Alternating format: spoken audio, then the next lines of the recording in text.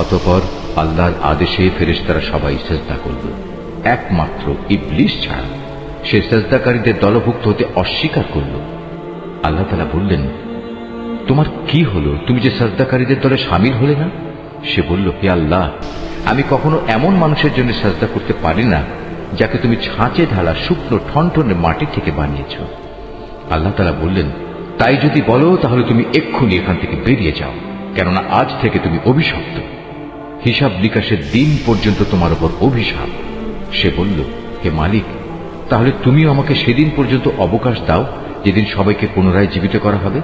আল্লাহ তাআলা বললেন, হ্যাঁ, যাও। যাদের এ অবকাশ দেয়া হয়েছে তুমিও তাদের অন্তর্ভুক্ত হলে। এ অবকাশ সুনির্দিষ্ট সময় আসার দিন পর্যন্ত। সে বলল, হে আমার মালিক, তুমি যেভাবে আজ আমাকে পথভ্রষ্ট করে দিলে, আমিও তোমার শপথ করে বলছি, আমি মানুষদের জন্য পৃথিবীতে তাদের গুনাহের কাজসমূহ শোভন করে তুলব এবং তাদের সবাইকে আমি পথভ্রষ্ট করে ছাড়ব। তবে তাদের মধ্যে যারা তোমার খাঁটি বান্দা, তাদের কথা আলাদা।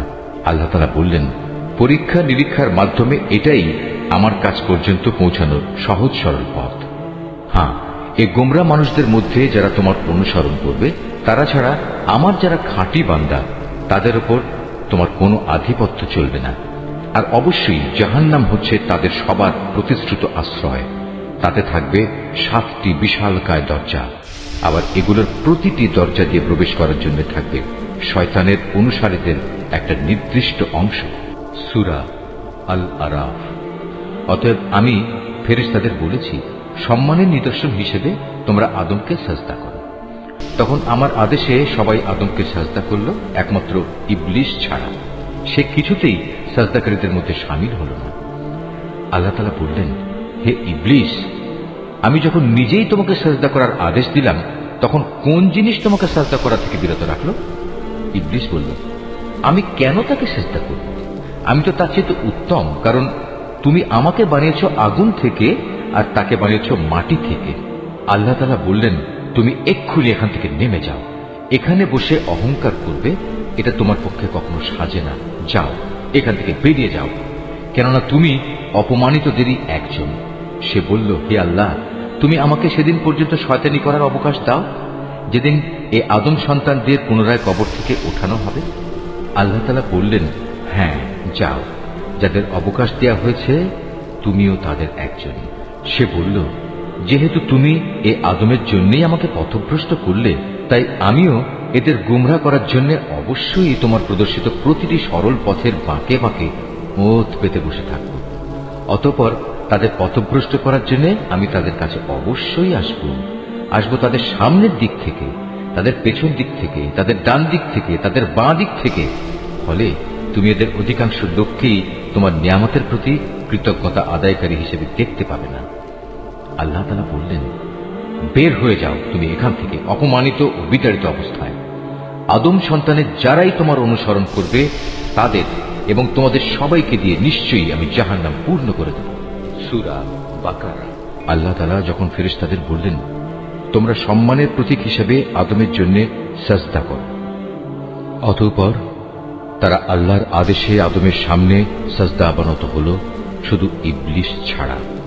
সে সাজদা করতে অস্বীকার করল এবং অহংকার করল। অতঃপর সে নাফরমানদের দলে শামিল হয়ে গেল। সূরা বনী ইসরাঈল। স্মরণ করো যখন আমি ফেরেশতাদের বললাম, তোমরা আদমকে সাজদা করো, তখন তারা সবাই আমার আদেশে সাজদা করল, ইবলিস ছাড়া। সে বলল, আমি কিভাবে তাকে সাজদা করব যাকে তুমি মাটি থেকে সৃষ্টি করেছ? সে বলল, তুমি কি একে দেখেছ যাকে তুমি আমার উপর মর্যাদা দান করলে?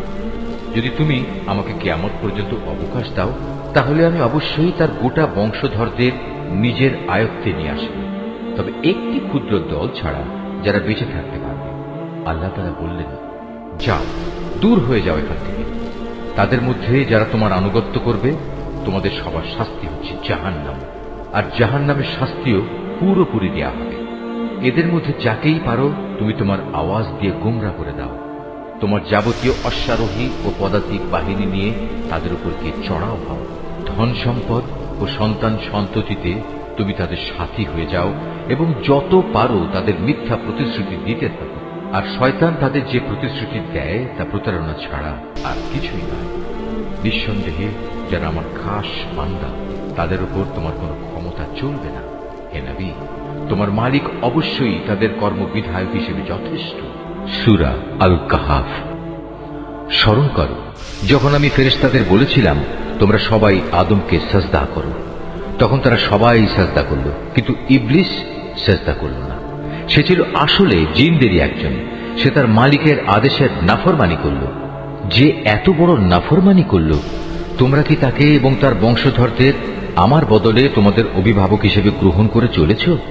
অথচ প্রথম দিন থেকেই সে তোমাদের প্রকাশ্য দুশমন। চেয়ে দেখো, জালেমদেরকে নিকৃষ্ট বিনিময় দেয়া হয়েছে। সূরা তাহা। আমি ফেরেশতাদের যখন বলেছিলাম তোমরা আদমকে সিজদা করো, তখন তারা সাথে সাথেই সিজদা করল, কিন্তু ইবলিস সে অস্বীকার করল।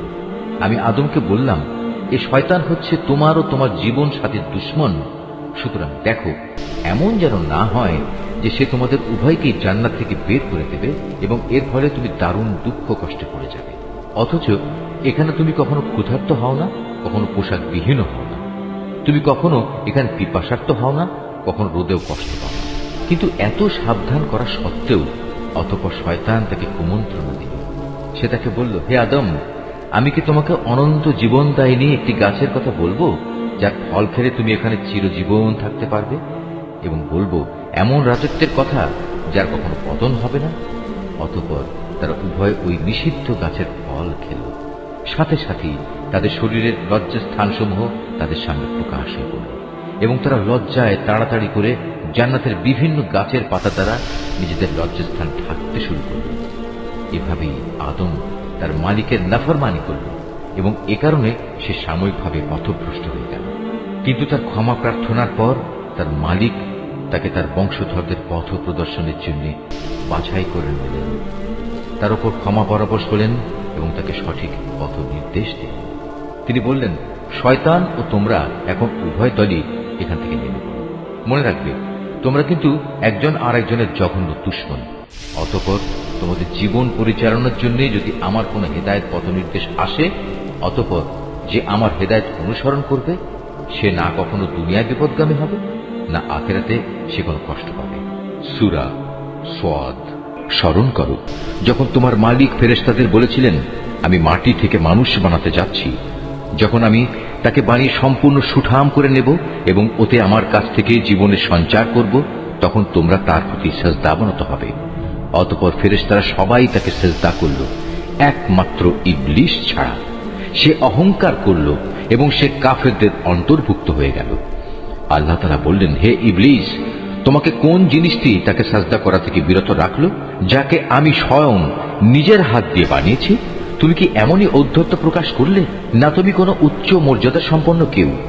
সে বলল, হ্যাঁ, আমি তো তার চাইতে শ্রেষ্ঠ।